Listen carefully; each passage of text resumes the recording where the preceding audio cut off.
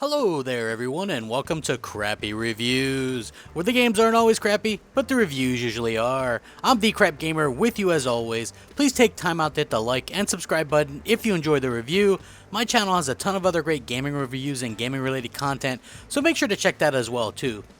Every once in a while I get to play a real gem of a game, a real beauty, a game that I find difficult if not impossible to stop playing. This is definitely not one of those times. Getting all suspense done and over with, I'm reviewing the turd that tops the turd sandwich. Ladies and gentlemen, I'm reviewing DriveClub for the PlayStation 4, Sony's big AAA racing exclusive.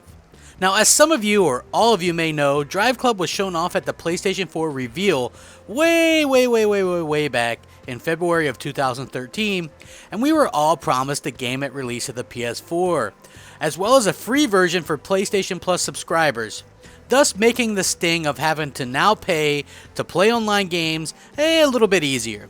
I mean, after all, you're getting a bonus AAA racing game at launch, right? What could possibly go wrong? Well, it turns out a lot could go wrong. In fact, everything. The game was delayed almost a year, it still launched broken, and we are 4 to 5 months into 2015 and still no PlayStation Plus version. And Evolution Studios for the most part has actually been shut down.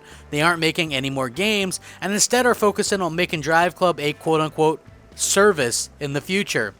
Now let's put our gas mask on and dive into the stench, shall we? First things first. Graphically, it's a nice game to look at. The cars look good and for the most part the environments look good, although you do get a postcard sort of look from some maps, where everything looks completely painted on and fake.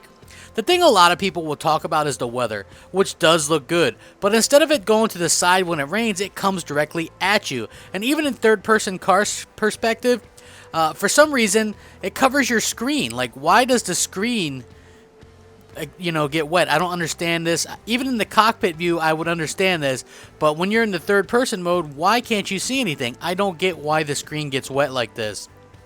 The water builds up your screen. It's just annoying. If you're racing at night in the heavy rain or the snow, you're definitely screwed. Now, there's some unfortunate slowdown that occurs as well in inopportune times, and this can get very frustrating in a racing game. Now, for a racing game, DriveClub is sure lacking in content. There's only 50 cars. They do throw some extra content at you for botching the launch, but it's not much. And there's absolutely no tuning your car up or making custom paint jobs or anything like that. You can switch colors on pre-made paint jobs and some decals, but nothing original. It seems like a step back to play a racing game with no real customization. The other thing that baffles me is the lack of a difficulty settings. There's no sliders, no nothing. And I have to say, the AI is some of the stupidest I've ever seen in a racing game. You can drive your best and it won't matter. The AI will bump and crash into you whenever the hell it damn well pleases them. Oh, by the way, did I mention that if you drive off course, it's a penalty? And if you bump something, it's a penalty? And if something bumps you, guess what? It's a penalty? Everything's a damn penalty in this game. And it's the kind that actually slows you down. Think about this. The AI hits you from behind, and you get a penalty. This is one of the most ridiculous things I've ever heard of or seen in a racing game. What I'm trying to say is, Evolution Studios has taken the fun out of a racing game. They've taken it back to basics of what we did in racing games 10 plus years ago, and now we're left with a pretty husk of a racing game that has no real depth or character.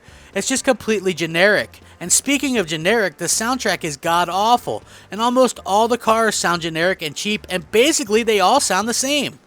There's no real damage to the car, so to speak. Real crashes are really lackluster. You crash expecting something epic, and it's just kind of lame.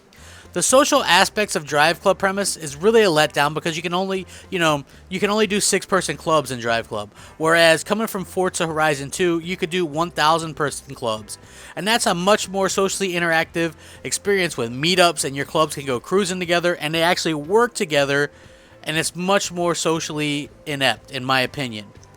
Now, there's only 3 game modes: single event, tour, and online. The tour requires you to use specific cars to earn medals to unlock more races.